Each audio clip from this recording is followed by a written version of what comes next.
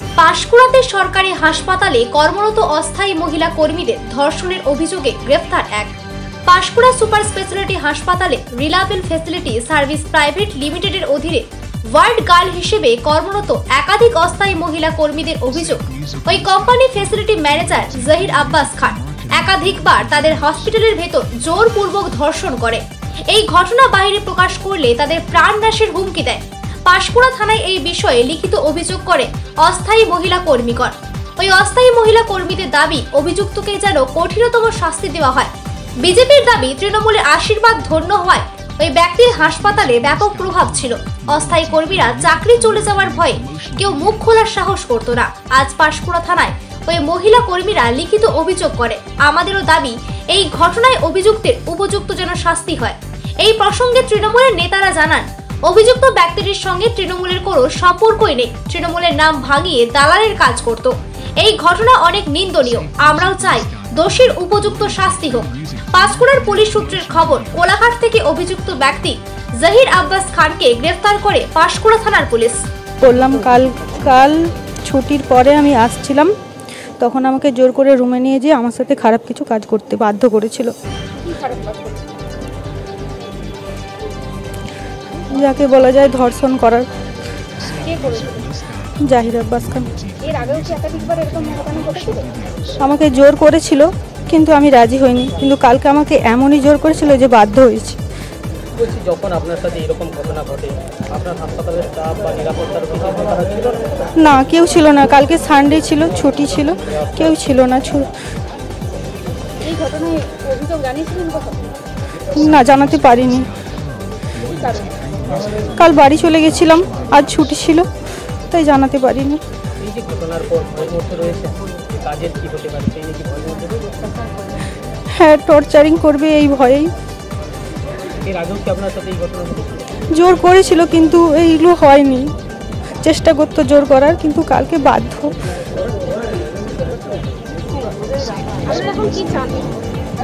আমরা একটাই চাই, যাতে তার শাস্তি হোক, মৃত্যুদণ্ড হোক। যে ঘটনা ঘটেছে সেটা নক্করজনক ঘটনা, এবং আমি পাঁশকুড়া পুলিশ প্রশাসনকে ধন্যবাদ, কৃতজ্ঞতা জানাবো। ঘটনার অভিযোগ পাওয়ার সঙ্গে সঙ্গে যিনি দোষী ব্যক্তি সে গ্রেপ্তার হয়েছে, এবং ওই পাঁশকুড়া সুপার স্পেশালিস্ট হসপিটালে যে সমস্ত কর্মচারীরা কাজ করে তারা একটা এজেন্সির আন্ডারে কাজ করে।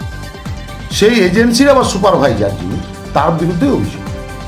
তো সেই ক্ষেত্রে যে ঘটনা ঘটেছে, আমরা পাঁশকুড়া থানাকে বলেছি তদন্ত করে উপযুক্ত ব্যবস্থা নিতে এবং দৃষ্টান্তমূলক শাস্তির ব্যবস্থা করতে।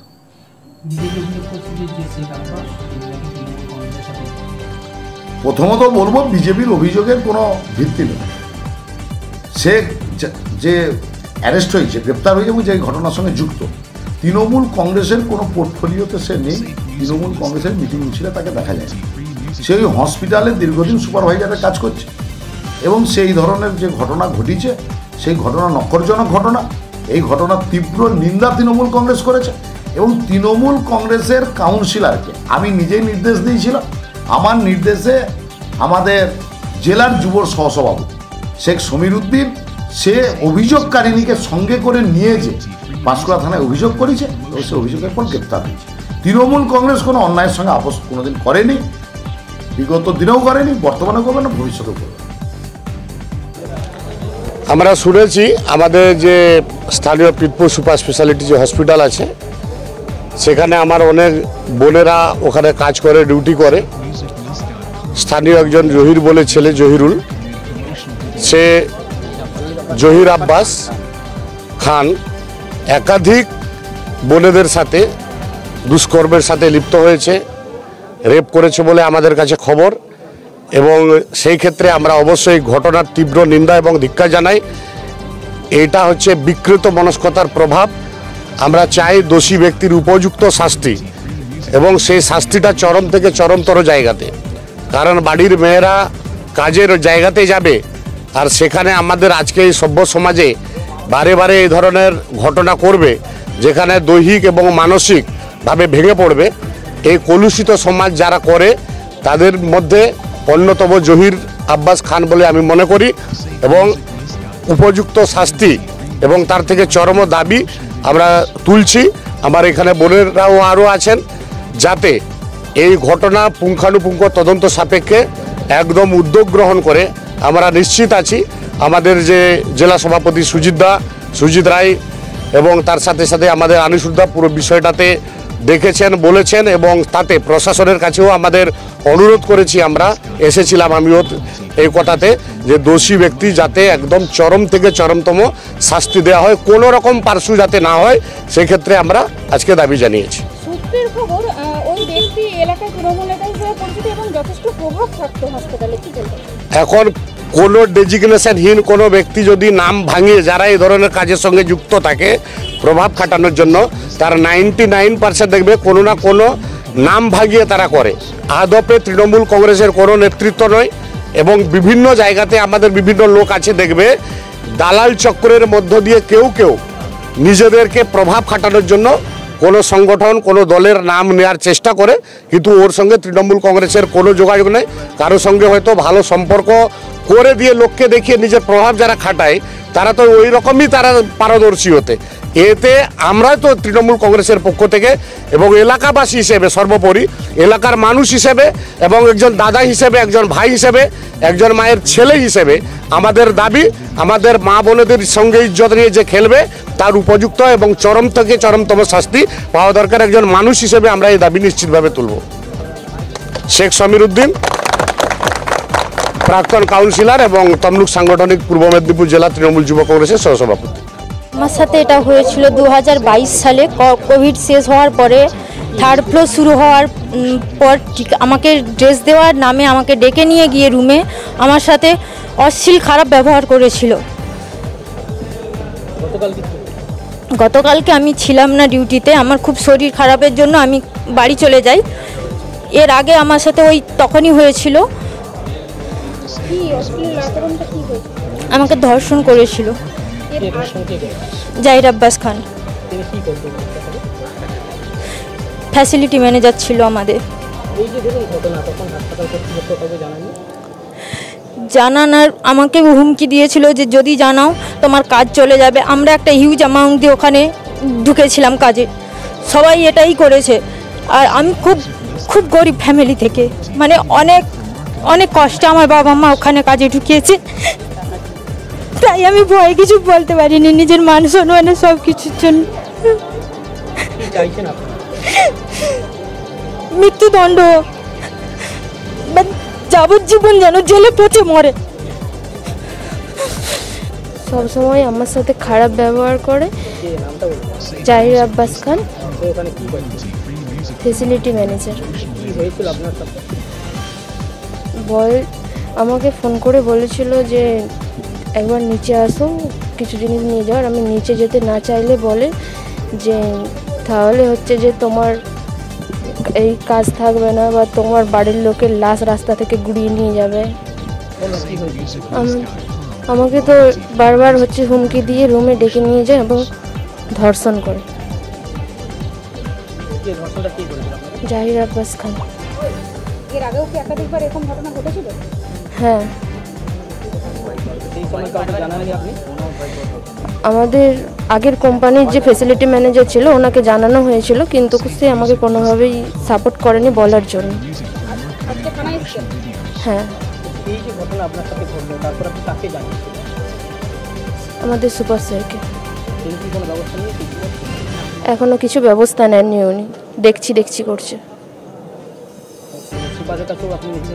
হ্যাঁ, জানিয়েছি, দেখছি।